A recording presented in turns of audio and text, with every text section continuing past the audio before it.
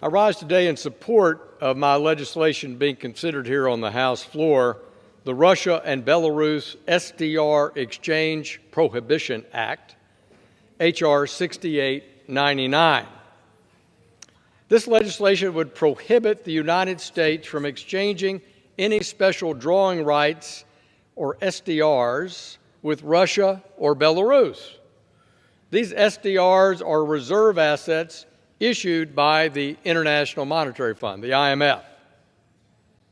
This bill would also require the Secretary of the Treasury to work with other IMF member countries to prevent them from doing the same.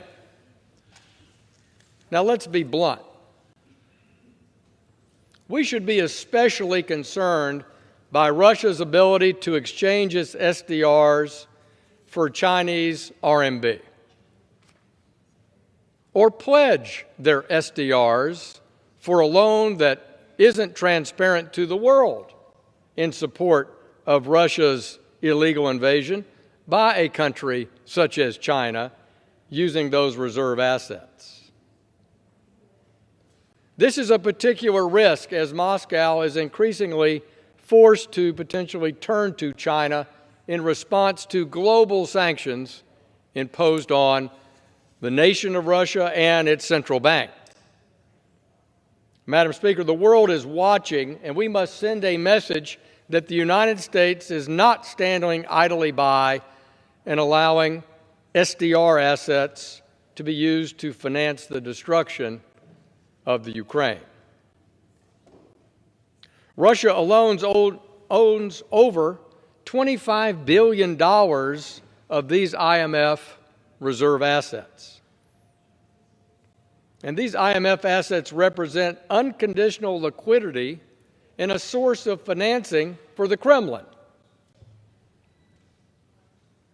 It's important to note that of that $25 billion of SDR assets on the books of the Russian central bank, more than $17 billion of it was just recently gifted to Tsar Putin last year through the Biden administration's $650 billion green lighting of a general SDR allocation by the IMF.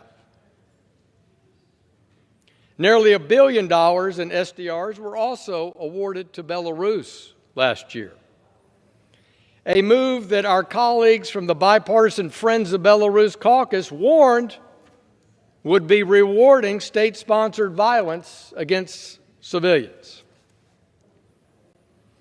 Now, Mr. Speaker, on this House floor and in our committee and in many other forums over many months, I urged Treasury Secretary Yellen and the administration not to pursue this flawed policy. There were superior policy choices with an eye to benefiting the poorest nations in our globe that have had the hardest macroeconomic impact as a result of COVID-19. Superior policy choices, far superior to an across-the-board general allocation. Because not only do wealthy countries get that allocation, and the poor countries get it, but the foes of freedom get the allocation.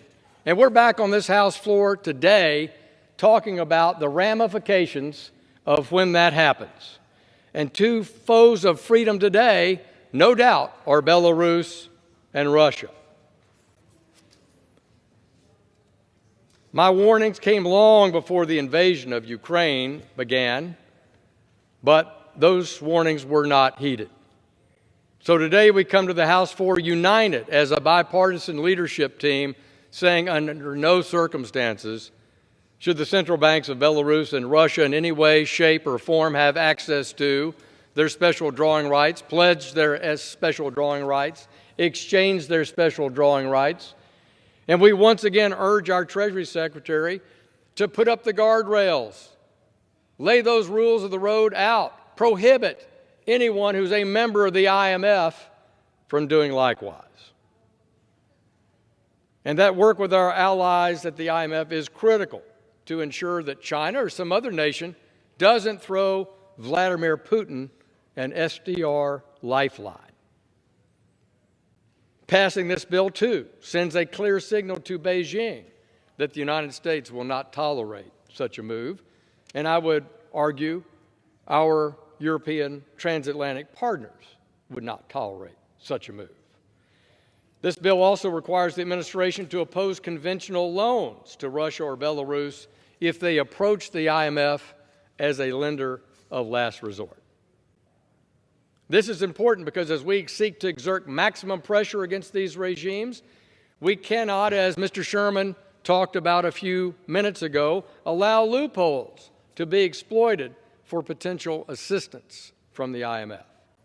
H.R. 6899 presents a clear choice to Russia and Belarus: end the destabilizing activities in Ukraine or find yourself shut off from emergency liquidity. Just like we've talked about on this floor, shutting off diplomatic efforts at global responsibility. I conclude my comments by thanking Chair Waters and her Democratic colleagues for their support of this bill and her work on this bill and her recognition of what a tragedy a backdoor bailout of Russia by others using central bank assets would be. We will continue to find ways to deprive Russia of cash and financing as it continues to wage war in Ukraine. H.R. 6899 is a strong step in that direction. I urge my colleagues to support the bill, and I reserve the balance of my time.